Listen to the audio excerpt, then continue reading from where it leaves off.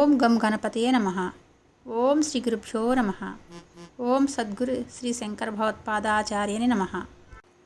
సదాశివ సమారంభాం శంకరాచార్య మధ్యమాం అస్మదాచార్య పర్యంతాం వందే గురు పరంపరాం.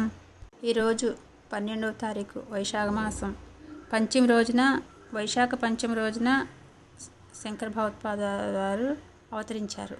ఆయన 3వ సంవత్సరంలోనే తండ్రిని కోల్పోయారు.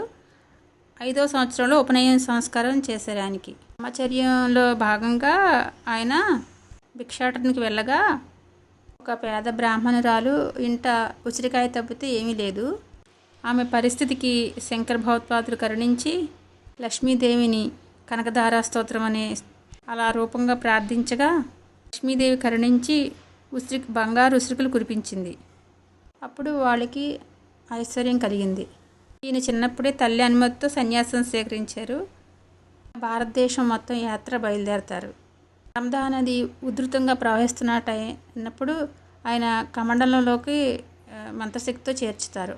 అప్పుడు దానికి ముగ్ధులైన గోవిందపాదాచార్యులు అతన్ని శిష్యుడిగా చేర్చుకుంటారు. గోవిందపాదాచార్యులు ఆయనకి వేదాంగాలు ఆత్మ పరమాత్మ ఒకటే అనే అద్వైత సిద్ధాంతాన్ని బోధించి శంకరులను ప్రపంచాన్ని చాటమని పంపిస్తారు. అలా ఆయనకి చాలామంది శిష్యులు ఏర్పడ్డారు. ఒక శిష్యుడు నది ఈవల ఒడ్డున గురువుగారి బట్టలు ఆరవేస్తుండగా శంకరులు ఆవలి ఒడ్డు నుంచి పిలుస్తారు. గురువుగారి పూర్తి ధ్యాసతో నది మీద అడుగులు వేస్తూ దాటుకుంటూ వస్తాడు. అట్లా అడుగు వేసిన చోటల్లా ఒక పద్మము వెలిసి నీట మొలగకుండా కాపాడుతుంది. గురుకృప పొందిన ఆ శిష్యుని పేరే పద్మపాదుడు. ఒకరోజు శంకరులు గంగానదిలో స్నానం చేసి ముగించుకుని శిష్యులతో బయలుదేరి విశ్వనాథ మందిరానికి వెళ్తున్నప్పుడు నిమ్న జాతి అతను ఎదురుపడతాడు. ఆచారాల ప్రకారం పక్క తప్పుకో అంటారు శంకరులు. చండాళ్ళు తప్పుకోమంటుంది దేహాన్న ఆత్మనా అని అడుగుతారు. శంకరులు తన అహంకారానికి పశ్చాత్తాపడి అతను సాక్షాత్ పరమేశ్వరుడు అని భావించి సాష్టాంగ నమస్కారం చేసి శంకరులు దేహాన్ని ఆత్మన అనే ఆ ప్రశ్నలకే తర్వాత దానివల్లే మనిషా పంచకము బ్రహ్మ ఒక్కటే అనే సందేశాన్ని శంకరులు మనకు అందించారు. శంకరుల్లో ఆఖరి దుర్గుణాలని అరికడటానికి శివుడు చండాల రూపంలో ప్రత్యక్షమయ్యి జ్ఞానోదయం కలిగించారు. తర్వాత వ్యాసులు రచించిన బ్రహ్మసూత్రాలకి వ్యాసుల వారి అనుగ్రహంతో వాటి భాష్యాలను రాసి అద్వైత సిద్ధాంతాన్ని దేశవ్యాప్తంగా ప్రచారం చేయడానికి బయలుదేరతారు. కంచిలో కామకోటి పీఠం, శృంగేరి శారదా పీఠం చిత్రాలు స్థాపించారు. ఎన్నో దేవాలయాల్లో శ్రీచక్రాలను స్థాపించి దేవాలయాలను పునరుద్ధరించారు. తిరువై మరుదూరు, తిరుచి, శ్రీశైలము ఎన్నో స్తోత్రాలు క్షేత్రాల్లో పఠించి శ్రీశైలం అడవుల్లో హటకేశ్వరం అడవులు అక్కడ కాపాలికులు నివసించేవారు. వాళ్ళు బలులు ఇస్తూ ఉండేవారు. శంకరుని బలిగా ఇద్దామని ప్రయత్నించారు. అప్పుడు నరసింహస్వామి లక్ష్మై కాపాలికుని సంహరించారు. తల్లి ఆర్యాంబ చనిపోయినప్పుడు సన్యాసి కాబట్టి ఉత్తరక్రియలు చేయకూడదని తన కంటి నుండి అగ్ని సృష్టించి ఆమె చితికి నిప్పంటించారు. అలాగే తన శక్తితో మోకాంబిక, కోటచాద్రి, తిరుమల, పూరి, ద్వారక మొదలైన క్షేత్రాలు తీర్చిదిద్దారు.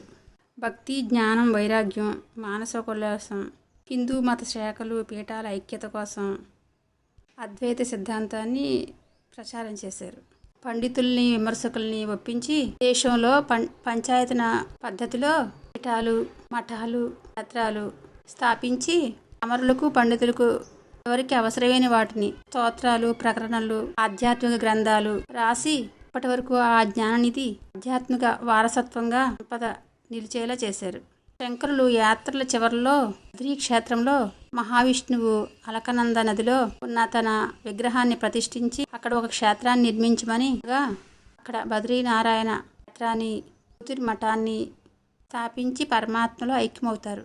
ఆ శంకరులు కృప వలనే అష్టాదశ శక్తిపీఠములు, చారుధాం పుణ్యక్షేత్రాలు.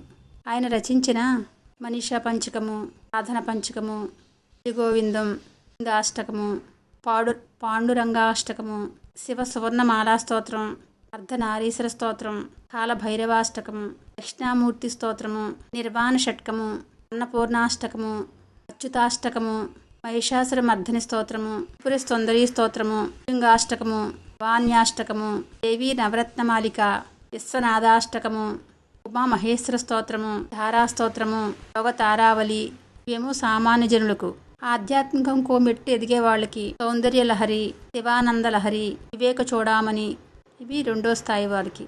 ఇంకొక మెట్టు పైవెక్కే వాళ్ళకి ఉపనిషత్తులు, బ్రహ్మసూత్రాలు, భగవద్గీత, వీటి మీద భాష్యాలు రాశారు. దేవతా స్తోత్రాలు కూడా రాశారు. తర్వాత ఎంతోమంది ఆధ్యాత్మికంగా సందేశాన్ని ప్రచారం చేశారు. కానీ శంకరులు ద్వైత సారము, మిక సిద్ధాంతాలు, పద్ధతులు ఎక్కువ చెదరకుండా హిమాలయముల వలె ఉన్నతంగా నిలిచాయి.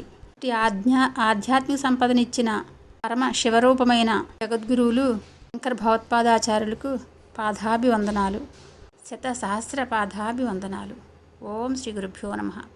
సద్గురు శంకర భగవత్పాదాచార్య నమః. ఓం జగద్గురు శంకర భగవత్పాదాచార్య నమః. ఓం తత్సత్. సర్వం శ్రీకృష్ణార్పణమస్తు.